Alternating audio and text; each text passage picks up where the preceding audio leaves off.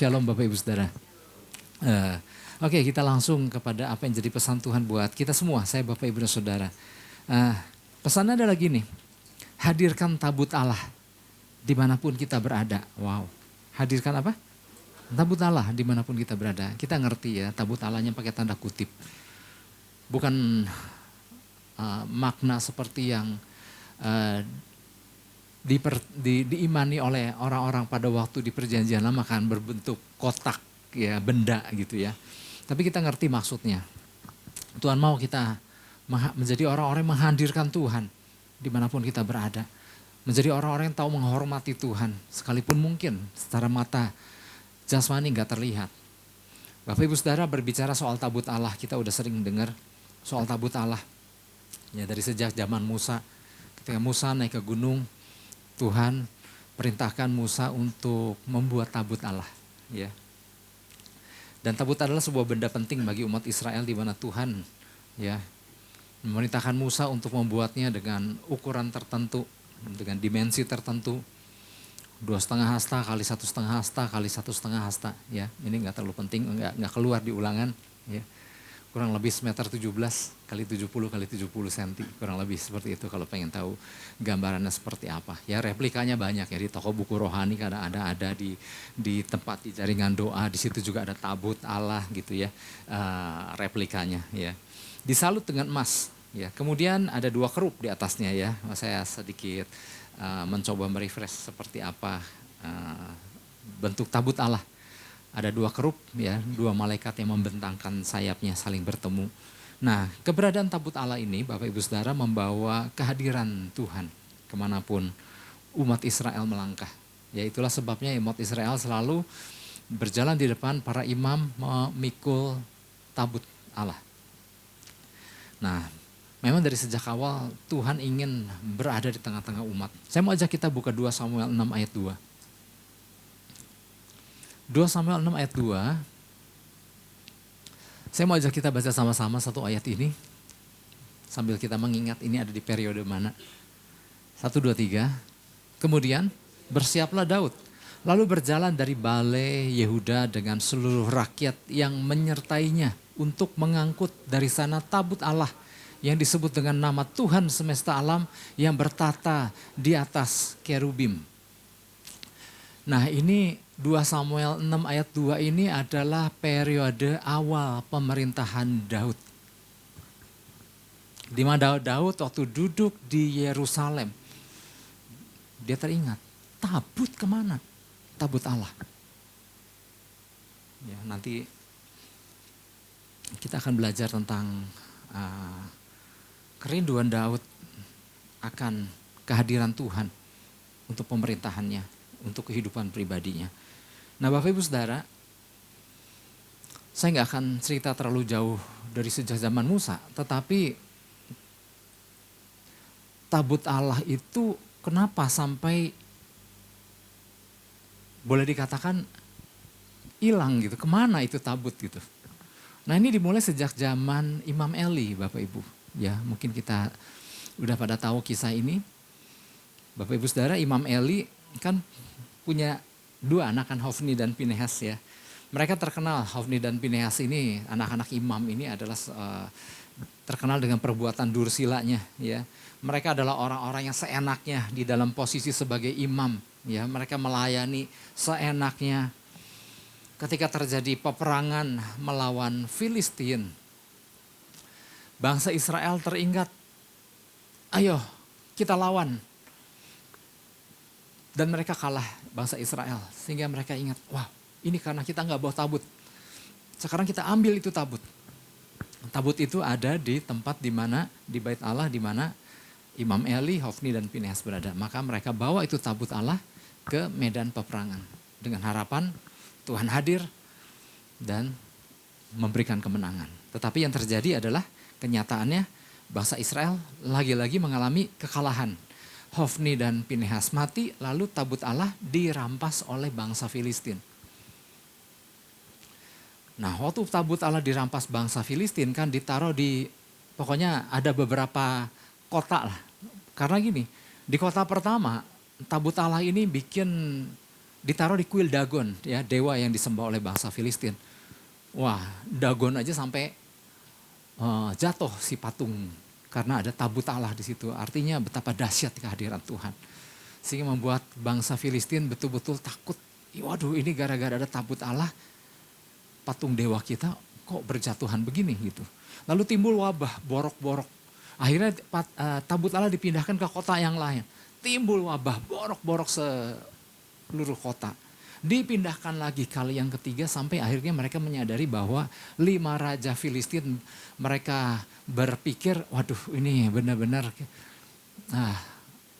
tabut Allah ini luar biasa nih. Ini nggak boleh ada di negeri kita lagi. Maka dinaikkan ke atas sebuah kereta, dibawa sepasang lembu, lalu kemana itu lembu pergi, maka mereka berharap biarlah itu dikembalikan lagi ke bangsa Israel. Jadi lembunya diarahkan ke arah bangsa Israel. Dan tibalah, ya saya lagi merangkumnya supaya dari sekian kisah-kisah di Alkitab. Singkat cerita, si lembu itu membawa tabut ya dari kereta yang dia tarik, si lembu tarik itu, dan berhentilah di sebuah tempat yang namanya Bet Semes. Di Bet Semes orang melihat, wow ada tabut Allah di sini gitu, kok datang sendiri gitu. Nah ternyata di Bet Semes tewaslah 70 orang karena apa? 70 orang ini mencoba membuka, mau lihat isi tabutnya apa, dan mereka mati semuanya. Sehingga ketakutanlah orang-orang Israel ya, orang-orang yang di Bet Semes itu, dan akhirnya gini, mereka kasih kabar kepada orang-orang di Kiryat Yarim. Ya, kenapa saya menyebutkan tempat? Karena nanti saya mau mendaratnya di Kiryat Yarim. Mereka kasih kabar sama orang di Kiryat Yarim untuk bawa ini tabut lah, karena di sini sangat mengerikan, 70 orang mati. Akhirnya singkat cerita, tabut itu ditaruh di sebuah rumah yang bernama Abinadab. Abinadab punya beberapa anak, dan salah satu anaknya bernama Eleazar, dikuduskan untuk menjaga tabut itu. Lalu di situ Alkitab mencatat 20 tahun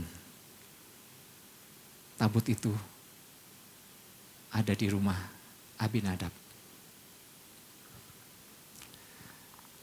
Bukan artinya setelah 20 tahun tabut itu berpindah. Jadi masa itu adalah masa di mana kepemimpinan Israel kan masih teokrasi ini, masih Tuhan yang memerintah, di mana diwakili oleh hakim-hakim ya. Imam Eli itu sebenarnya salah satu hakim Allah. Nah, 20 tahun itu sejak tabut itu sampai ke rumah Abinadab, kemudian memerintahlah Samuel sebagai hakim. Nah, itulah periode 20 tahun. Di masa periode kepemimpinan Samuel sebagai hakim buat bangsa Israel, di akhirnya ketika Samuel sudah uzur, sudah lanjut usia, bangsa Israel berseru minta raja. Nah, inilah awal kenapa Israel awal mula diperintah sama manusia, yaitu raja.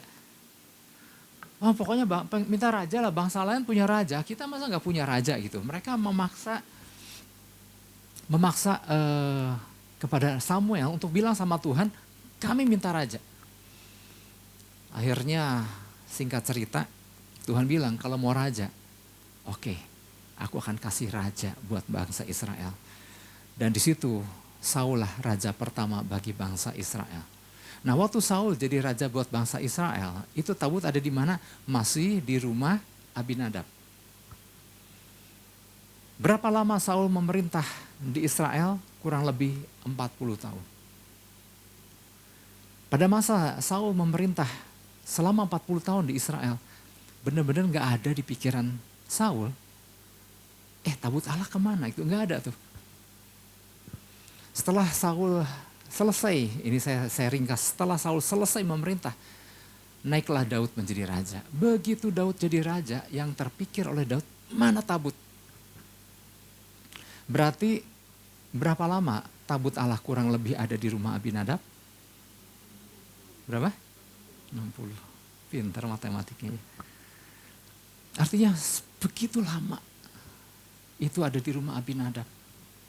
Dan Daud begitu jadi raja, yang pertama dia ingat, tabut Allah ini mesti ada di Yerusalem, di pusat pemerintahan. Bukan hanya dia ingin pemerintahannya dipimpin oleh Tuhan secara nasional, tetapi secara personal dia juga butuh keberadaan, kehadiran Tuhan dalam hidupnya. Dan sekaligus dia juga mau mengajarkan bangsa Israel, kamu harus sembah Tuhan ya, sebagai pusat kehidupan. Nah Bapak Ibu Saudara, banyak hal yang terjadi Bapak Ibu Saudara pada saat tabut Allah itu mau dipindahkan dari rumah Abinadab di Kiryat Yarim menuju Yerusalem. Padahal jaraknya nggak terlalu jauh-jauh amat, tetapi banyak peristiwa. Nah mungkin waktu kita baca di Alkitab, kok banyak hal ya. Kenapa Usa bisa mati ketika dia memegang tabut? Usa dan Ahio yang bertugas mengawal waktu Daud naikkan tabut itu ke atas kereta yang baru ditarik oleh lembu. Usa dan Ahio. Siapa Usa dan Ahio? Anak-anak Abinadab. Tapi waktu Usa pegang itu tabut, karena tabut kayak mau tergelincir. Karena gini, jarak dari Kiryat Yarim menuju Yerusalem itu melewati lembah. Jadi bisa dibayangkan perjalanan pada waktu itu mungkin gak terlalu mudah-mudah amat. Ya, di atas kereta ditarik lembu. Mungkin jalanan pun mungkin ada turun naiknya, ada miringnya dan lain-lain Bapak Ibu Saudara. Tetapi di situ Usa mencoba memegang tabut dan matilah di situ. Dan banyak orang berkata, kenapa Tuhan itu begitu kejam sih?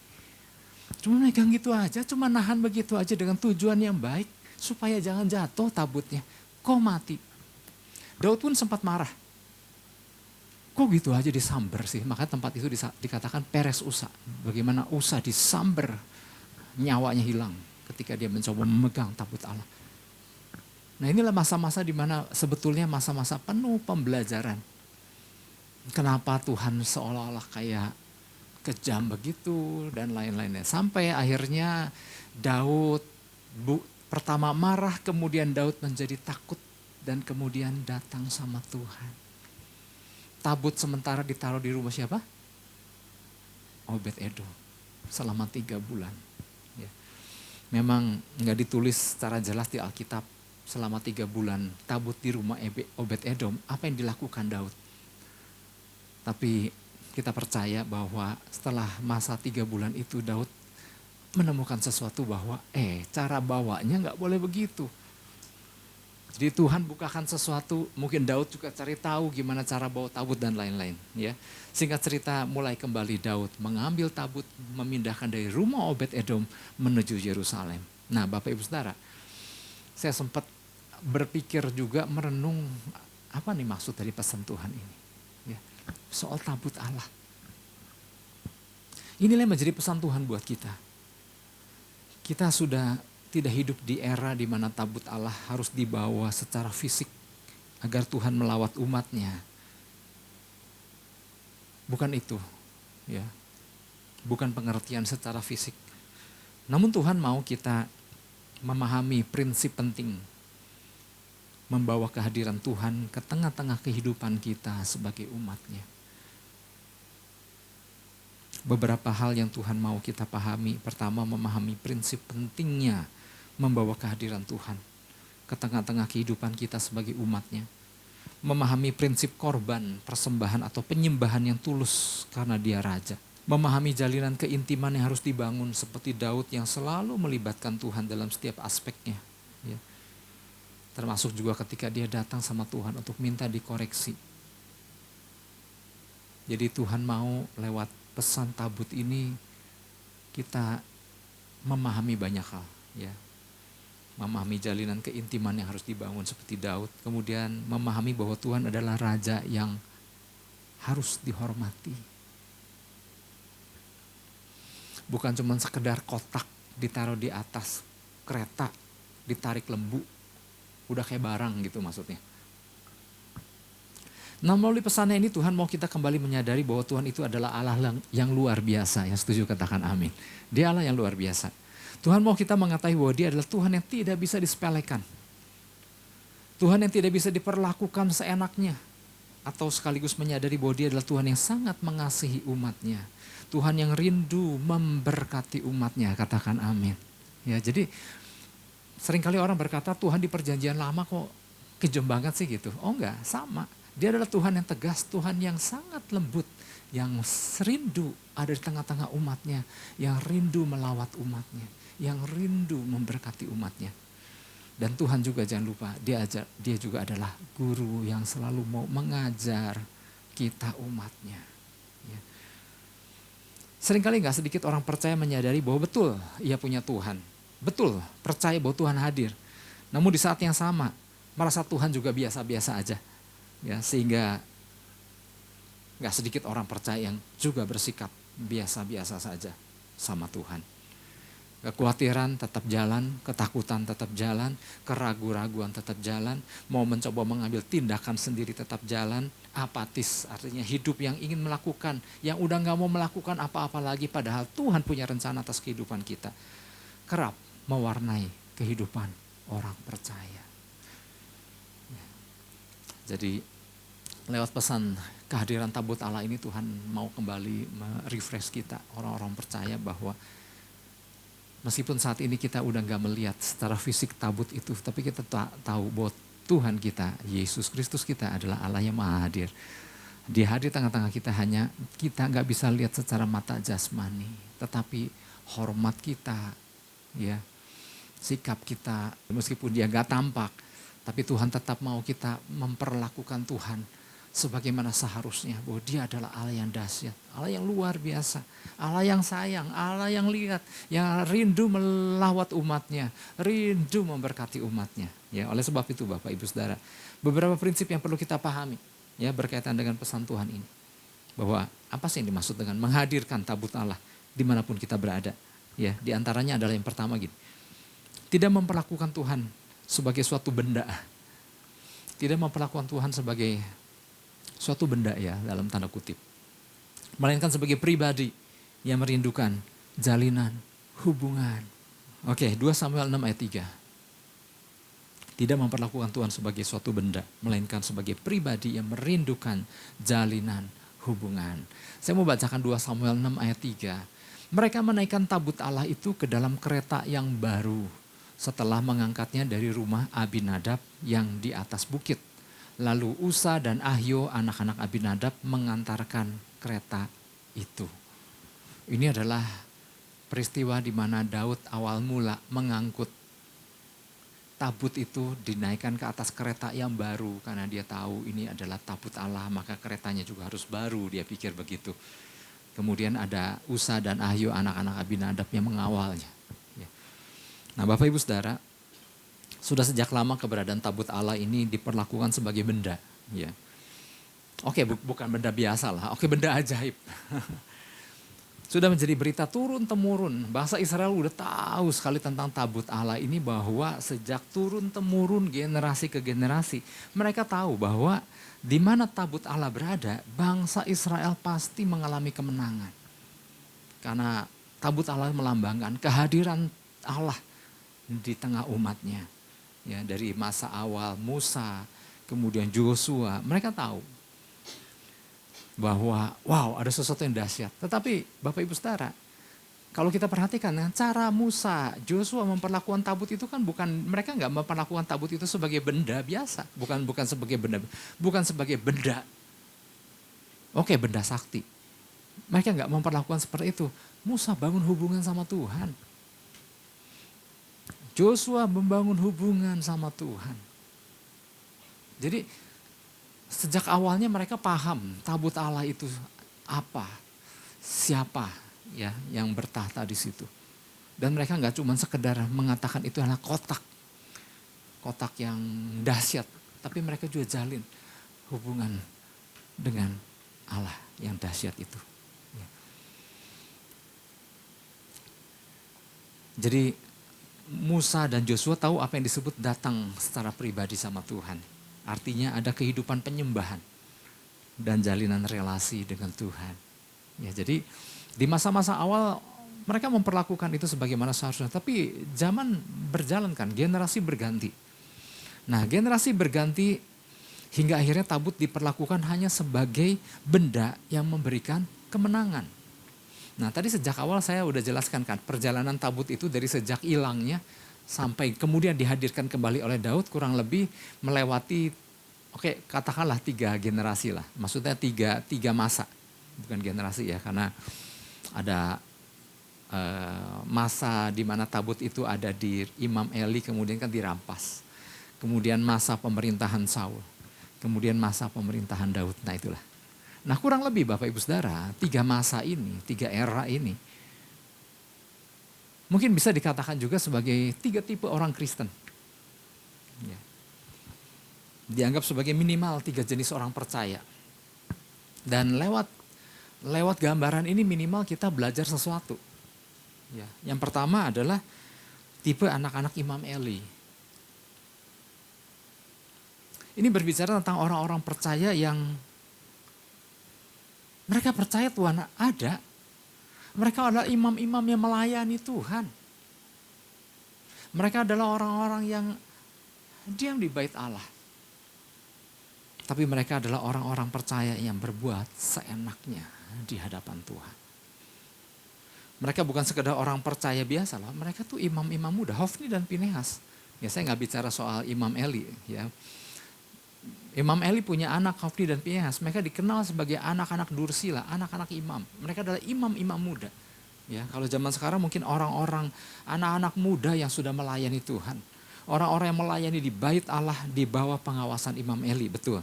Nah, anak-anak muda yang sudah melayani namun tidak menjaga kekudusan. Hofni dan Pinehas dikenal ya sampai tertulis di Alkitab bahwa kalau orang datang ke bait Allah bawa persembahan mungkin berupa daging, berupa lemak sebagai korban persembahan sama Tuhan. Itu Hofni dan Pinehas nyuruh anak buah tuh ambil itu dagingnya. Kasih aku mau makan, lapar nih gitu. Sampai apa yang dipersembahkan buat Tuhan, sebelum dipersembahkan buat Tuhan, diambil dulu buat mereka. Orang-orang yang menyelewengkan persembahan. Bahkan lemak yang seharusnya dibakar dulu untuk Tuhan. Diambil begitu aja gitu. Artinya orang-orang yang melayani tetapi udah gak ngerti lagi apa arti kekudusan. Udah gak ngerti lagi apa arti menjaga sikap dengan baik di hadapan Tuhan. Bahkan Alkitab juga mencatat. Mereka meniduri perempuan-perempuan di kemah pertemuan, ya ampun. Saking ngantuknya mereka tidur bersama-sama dengan perempuan-perempuan itu. Enggak, bukan, kita ngerti maksudnya ya, maksudnya meniduri perempuan-perempuan itu. Artinya Hofni dan Pinehas adalah orang-orang yang mereka bertindak apa yang mereka pikir mereka mau mereka lakukan tanpa mempertimbangkan bahwa Tuhan hadir di situ. Karena mereka hanya mengerti bahwa Tuhan itu ada di tabut situ. Tapi mereka nggak menyadari bahwa Tuhan adalah Allah yang maha hadir. Kalau ada pertanyaan apakah Hofni dan Pinehas percaya sama Tuhan? Percaya. Mereka orang percaya loh. Mereka adalah orang yang melayani Tuhan. Mereka adalah orang yang menyembah Tuhan. Ya. Bahkan Bapak Ibu Saudara ketika Israel lagi berperang. Ini kan tentara-tentara Israel kan lagi berperang melawan Filistin. Dan ngalami kekalahan. Ya seperti saya di awal sempat kasih tahu tadi. Mereka ngalami kekalahan mungkin kalau nggak salah 4.000 orang tewas dari pihak Israel, kalah. Dan tentara Israel bilang, kalau gitu kita harus ke Silo, di mana tempat, di mana Imam Eli dan waktu itu kan bait Allah di situ. Kita ambil tabut, kita perlu tabut Allah, karena kita kalah. Datanglah tentara-tentara Israel dan menemui Hofni dan Pinehas untuk minta izin untuk tabut mau dibawa. Karena mereka tahu. Di mana ada tabut Allah, di situ ada kehadiran Allah dan ada kemenangan. Nah, yang menarik 1 Samuel 4 ayat 4. Di sini dikatakan, kemudian bangsa itu menyuruh orang ke Silo. Lalu mereka mengangkat dari sana tabut perjanjian Tuhan semesta alam. Ini tentara-tentara tadi ya, tentara Israel. Lalu mereka mengangkat dari sana tabut perjanjian Tuhan semesta alam yang bersemayam di atas para kerub. Nah lihat yang kalimat terakhir. Kedua anak Eli, Hofni dan Pinehas, ada di sana dekat tabut perjanjian Allah itu. Wow, Hofni dan Pinehas tuh dekat sekali sama tabut Allah. Tapi gak punya hubungan. Mereka dekat secara jarak. Jadi kalau ditanya apakah Hofni dan Pinehas, kalau ditanya apa engkau mempercayai Allah? Dia akan berkata, aku tuh dekat banget sama Allah. Seberapa banyak orang yang merasa deket banget sama Allah. Deket banget sama Tuhan. Dan Hofni dan Pinehas adalah contoh yang kalau ditanya, aku deket banget. Buktinya tidur aja gak jauh dari sana. Gak jauh dari tabut Allah. Nah, betapa kita lihat Hofni dan Pinehas begitu dekat dengan keberadaan tabut. Tapi hanya secara jarak, bukan secara hubungan. Lalu majulah. Nah, kali ini Hofni dan Pinehas turut terjun ke medan pertempuran. Ya, karena ada tabut yang harus dibawa, mengingat mereka adalah imam. Dan berperanglah melawan Filistin. Nah, Bapak Ibu Saudara, ada sebuah kontras yang terjadi. Waktu bangsa Filistin melihat bangsa Israel datang kali ini membawa tabut. Bagaimana reaksi Filistin? Mereka kaget loh. Dan mereka begitu pesimis. Dan mereka berkata, kalahlah kita, matilah kita. Kenapa? Karena bangsa Israel membawa tabut Allah. Jadi bangsa Filistin aja, bangsa yang tidak mengenal Tuhan, bangsa yang tidak mengenal Tuhannya Israel. Tapi mereka tahu bahwa dari pihak Israel, dia punya Tuhan yang dahsyat. Dan Tuhan itu seringkali direpresentasikan melalui tabut Allah. Dan mereka begitu takut. Mereka bilang, wah udah kalah dah, udah percuma perang lawan Israel. Tabut Allah ada pada mereka. Mereka bawa tabut kali ini. Ya, itu ditunjukkan di 1 Samuel 4 ayat 7 ya. Kita ada beberapa yang saya mau tunjukkan, artinya gini. Betapa Filistin aja ngerti punya Tuhan, Israel punya Tuhan yang dahsyat. Ketakutlah orang Filistin sebab kata mereka, Allah mereka telah datang ke perkemahan itu. Dan mereka berkata, celakalah kita. Sebab seperti itu belum pernah terjadi dahulu. Kemudian ayat 8. Celakalah kita. Berapa kali itu ngomong celaka? Celakalah kita. Siapakah yang menolong kita dari tangan Allah yang maha dahsyat? Filistin aja ngerti ada Allah yang dahsyat dari pihak Israel. Siapakah yang menolong kita dari tangan Allah yang maha dahsyat ini? Inilah juga Allah yang telah menghajar orang Mesir dengan berbagai-bagai tulah di padang gurun. Oh, jadi mereka paham. Dari pihak Israel punya Allah yang dahsyat. Mereka pesimis, percumalah. Tetapi mereka akhirnya bilang gini, ya udah, pasti kalah sih. Tapi masa kita pulang? Ya udah lawan seada-adanya. Ayat 9. Kuatkanlah hatimu. Jadi bangsa Filistin ini saling menguatkan. Kuatkanlah hatimu dan berlakulah seperti laki-laki. Hai orang Filistin. Supaya kamu jangan menjadi budak orang Ibrani itu. Seperti mereka dahulu menjadi budakmu. Berlakulah seperti laki-laki dan berperanglah. Jadi mereka tahu mereka bakal kalah punya. Tapi udahlah, masa kita kabur sih? Lawan gitu ya. Dan Bapak Ibu Saudara, waktu Filistin melawan bangsa Israel, siapa yang menang? Filistin. Dari pihak orang Israel kalah. Kalau yang pertama 4.000 mati, kali ini 30.000 orang mati. Mereka kaget, kan udah bawa tabut. Dari sini Tuhan lagi menyatakan sesuatu. Karena selama ini mereka hanya mengadakan sebuah benda tanpa punya hubungan apa-apa. Mereka hanya punya kotak sakti, tapi gak ada jalinan relasi yang mereka bangun. Terbukti Hofni dan Pinehas saja berlaku seenaknya di depan hadirat Tuhan. Karena buat mereka, Tuhan hanya tersimpan di dalam kotak itu.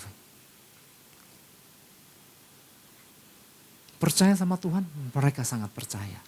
Ada jalinan, tidak ada jalinan. Sehingga itu yang membuat mereka bertindak sesuka hati mereka, seenak perut mereka. Jadi Tuhan bukanlah pribadi yang bisa dipermainkan begitu saja. Ia bukan sekedar alat dalam tanda kutip pemberi berkat. Alat pemberi kemenangan. Namun ia adalah pribadi yang rindu untuk menjalin hubungan dari orang-orang percaya yang hidup benar di hadapannya. Itulah pelajaran dari tipe anak-anak Imam Eli. Masuk ke era Saul. Inilah tipe Saul ya kalau mau dikatakan. Catatan sejarah meskipun Alkitab gak mencatat berapa lama Saul memerintah. Catatan sejarah periode awal Saul memerintah sampai awal Saul selesai memerintah karena mati, itu kurang lebih 40 tahun. 18 tahun ketika Samuel hidup, dan 22 tahun ketika Samuel udah nggak ada. Itulah masa pemerintahan Saul. Dan Saul sama sekali nggak peduli tentang tabut Allah. Tidak sekalipun Saul teringat akan di mana keberadaan tabut Allah selama itu. Ya, apakah Saul seorang yang berdoa sama Tuhan? Saul kira-kira seorang yang berdoa sama Tuhan nggak? Oh, Saul seorang yang berdoa sama Tuhan. Kalau zaman sekarang mah Kristen banget deh Saul tuh. Dia berdoa sama Tuhan. Di dalam banyak hal Saul berdoa. Bahkan termasuk ketika ia berdoa waktu hendak menangkap untuk membunuh Daud. Saul doa. Nah, tapi Bapak Ibu Saudara, seorang yang tidak mengindahkan Tuhan akan bertindak melakukan hal-hal yang tidak dikehendaki Tuhan.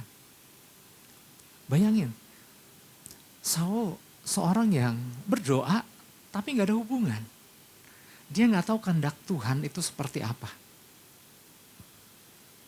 Dia bahkan hendak membunuh orang yang Tuhan sedang persiapkan menjadi raja, menggantikan dirinya.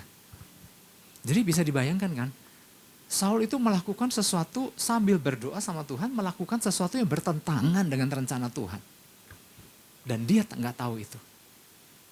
Nah ini menyedihkan, artinya gini, kita jangan menjadi orang-orang yang benar-benar blank, nggak tahu apa-apa tentang Tuhan, rencananya atas kita, nggak tahu seperti apa Tuhan selanjutnya untuk punya rencana selanjutnya untuk kita dan lain-lain. Kita cuma taunya doa sama Tuhan yang kita juga nggak kenal gitu. Nah jangan sampai seperti itu. Saul adalah tipe yang seperti itu.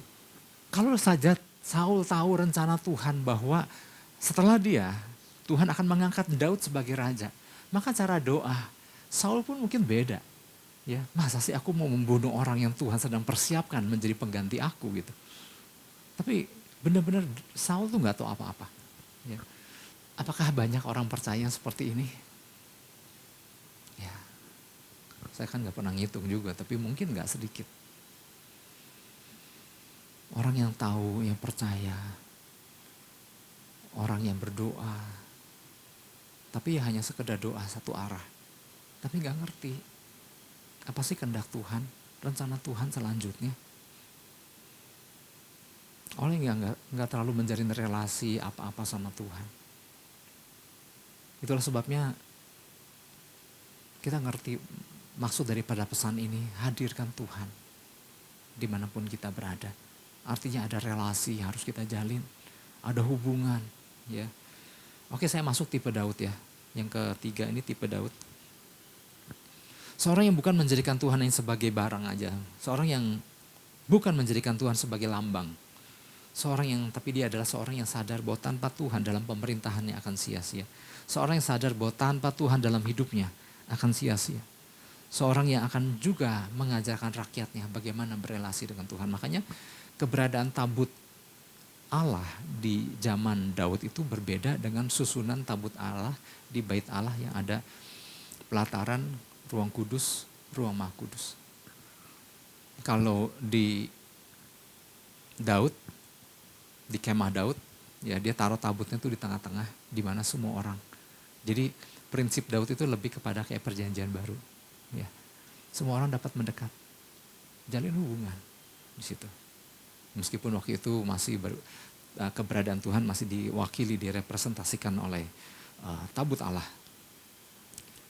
Itulah sebabnya ia langsung teringat. Karena dia butuh Tuhan memimpin di dalam pemerintahannya. Dia teringat, tabut di mana? Akhirnya mungkin dia kumpulkan orang-orang kan, tabut Allah itu di mana? Akhirnya selidik punya selidik, dicek kesana kesini, baru didapatilah tabut Allah ada di rumah Abinadab di Kiryat Yerim. Yang udah puluhan tahun ada di situ. Ya, memang gak dijelaskan ya apa yang dialami oleh Abinadab. Tapi saya percaya orang di rumah Obed Edom 3 bulan aja luar biasa. Tuhan lawat Obed Edom. Ini ada di rumah Abinadab puluhan tahun. Ya. Dan saya juga nggak tahu kenapa Usa dan Ahio yang disuruh untuk mengawal tabut itu. Dan mengalami banyak. Jadi di dalam proses pemindahan tabut Allah, Tuhan mengajarkan banyak pelajaran penting tentang siapa dirinya. Ia bukan semata-mata benda keramat, dia bukan benda sakral, namun pribadi Tuhan yang layak dihormati. Ya, entah kenapa Eleazar, anak Abinadab yang selama berpuluh tahun itu ditugaskan menjaga tabut, kenapa Eleazar bukan Eleazar yang disuruh gitu. Yang minimal saya percaya Eleazar pasti udah ngalami banyak hal karena dijaga tabut. Tapi yang disuruh malah si anaknya Abinadab, Usa dan Ahio. Ya. Nah, malah Usa dan Ahio yang diutus dan ada kesamber ketika dia pegang tabut itu, matilah seketika. Artinya di sini bukan Tuhan yang kejam, Tuhan lagi ajarkan sesuatu. Tuhan mau mengembalikan bahwa ini loh aku Allah yang layak dihormati. Layak dijunjung tinggi istilahnya. Layak diperlakukan dengan tidak semena-mena. Jadi banyak sekali pelajaran-pelajaran yang didapat, akhirnya Daud memutuskan, waduh kalau sampai Usa aja mati, maka ya udah jangan dibawa dulu, jangan diteruskan. Dititipkannya di rumah Obed Edom, di situ Tuhan bukan semata-mata mau memberkati Obed Edom, tapi Tuhan lagi mengajarkan bahwa aku ini bukan Tuhan yang cuma bisa ngebunuh. Tapi Tuhan yang mengajarkan umatku, Tuhan yang tahu memberkati umatku kalau diperlakukan dengan sebagaimana seharusnya. Maka di situ dikatakan selama 3 bulan tabut Allah dari rumah Obed Edom dan seisi keluarganya sangat diberkati Tuhan. Dan selama 3 bulan itu, saya percaya meskipun tidak tertulis, Daud bergumul sama Tuhan. Apa yang harus dilakukan untuk membawa tabut itu ke Yerusalem. Dan Daud akhirnya mengetahui, cara Daud bawanya tuh gak boleh begitu. Harus orang Lewi dan dipanggul. Dan akhirnya ketika Daud tahu cara membawa, memperlakukan tabut itu sebagaimana firman Tuhan terkatakan pada waktu itu. Maka dia bawalah, disertai dengan, makanya gini, setiap berapa langkah? Setiap 6 langkah. Disembelilah korban, persembahan sama Tuhan, setiap 6 langkah. Ya, artinya itulah yang dilakukan oleh Daud dan akhirnya singkat cerita tabut itu ada di Yerusalem, di pusat pemerintahan. Di pusat kehidupan Daud, di pusat rakyat juga supaya mereka mengalami Tuhan dalam hidup mereka. Itu yang pertama Bapak Ibu Saudara. Nah yang kedua, artinya lewat pesan ini kita belajar sesuatu bahwa kadang-kadang kita udah kelamaan ikut Tuhan, jangan kita lah. Kadang-kadang orang percaya kelamaan ikut Tuhan sehingga menganggap Tuhan itu udah biasa. Alah Tuhan gak tahu inilah. Yang kedua adalah tidak menyerah ketika ada sesuatu yang tidak dimengerti. Dia adalah Tuhan yang siap mengajarkan. Tidak menyerah ketika ada sesuatu yang tidak dimengerti. Dia adalah Tuhan yang siap mengajarkan. 2 Samuel 6 ayat 8 sampai 9. Ini yang tadi saya sempat sampaikan ya, tetapi saya mau bacakan. Ayat 8, Daud menjadi marah karena Tuhan telah menyambar Usa demikian hebatnya. Maka tempat itu disebut orang Peres Usa sampai sekarang. Kemudian pada waktu itu Daud menjadi takut. Awalnya mungkin Daud, aduh kenapa gak sampai mati sih. Daud marah, tapi kemudian Daud sadar. Daud menjadi takut kepada Tuhan. Lalu katanya, bagaimana tabut Tuhan itu dapat sampai kepadaku. Kalau kita lihat di sini Bapak Ibu Saudara, Daud adalah pribadi yang mungkin waktu itu dia merasa gagal. Aduh gimana sih cara bawa tabut Allah? Kok mati? Kok makan korban? Ada kemarahan, tapi kemudian juga dia kembali takut sama Tuhan. Dan dia datang, Tuhan gimana? Waktu 3 bulan itu nggak singkat loh. Untuk mencari tahu. Tapi dari sini kita melihat bahwa Daud itu nggak nyerah. Tuhan gimana caranya supaya tabut tiba. Dapat sampai kepadaku. Dari sini kita belajar sesuatu bahwa kadang gak sedikit orang percaya mudah nyerah sama Tuhan. Kalau Tuhan gak jawab-jawab, udahlah aku mau biasa-biasa aja sama Tuhan. Kalau Tuhan gak bicara-bicara, ya udah aku juga gak mau datang lagi. Kalau kita nggak ngerti sesuatu dan kita mencoba datang dan nggak ngerti, udahlah susah. Tuhan itu sulit dimengerti. Makanya gini, kenapa banyak pengajaran-pengajaran, kenapa? Buat sebagian orang. Waktu dia tidak mengalami Tuhan, kemudian dia berkesimpulan sendiri dan dia buat pengajaran gitu. Lagi doa sama Tuhan, sepertinya Tuhan gak jawab. Rasanya sama Tuhan gak ada. Maka buatlah pengajaran, buat Tuhan tuh gak ada.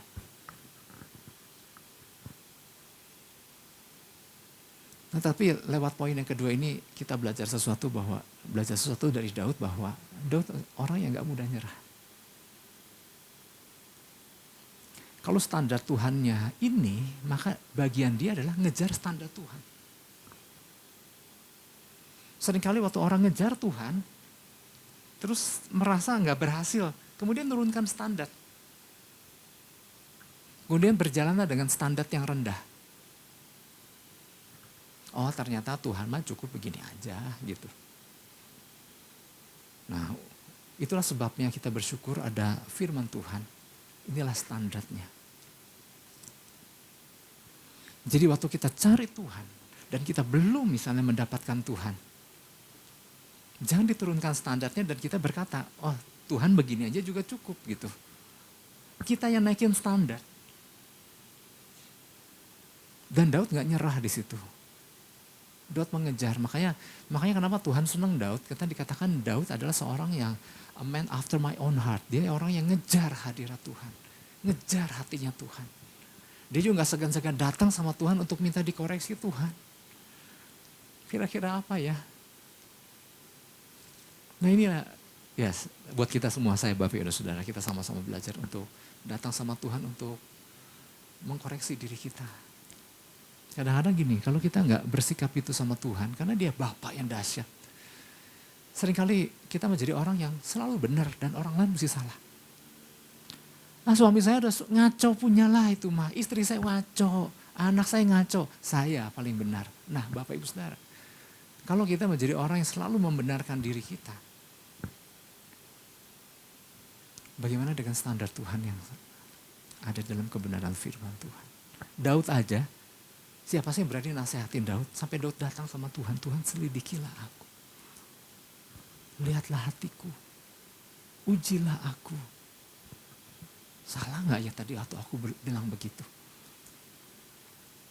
Nah oleh sebab itu mari Bapak Ibu Saudara, gak dipanjang lebarkan tetapi lewat pesan ini, kita belajar sesuatu tentang kehadiran Tuhan. Tuhan yang dulu di zaman perjanjian lama adalah Tuhan yang sama dengan Tuhan yang kita sembah dalam nama Yesus Kristus. Katakan amin. Dia bukan Tuhan yang sering dikali dikatakan orang, Tuhan yang kejam. Tapi dia Tuhan yang tegas. Tuhan yang sayang sama kita. Sekaligus Tuhan yang lembut. Tuhan yang punya rencana atas hidup kita. Atas hidup umatnya. Sama Tuhan yang dulu dengan Tuhan yang sekarang. Bagian kita adalah hormati kehadirannya. Kita gak mau menjadi orang-orang tipe anak-anak Imam Eli. Yang seenaknya aja, Tuhan gak tahu ini. Oh enggak, kalau kita tahu keberadaan Tuhan. Dia hidup, dia ada di tengah-tengah kita.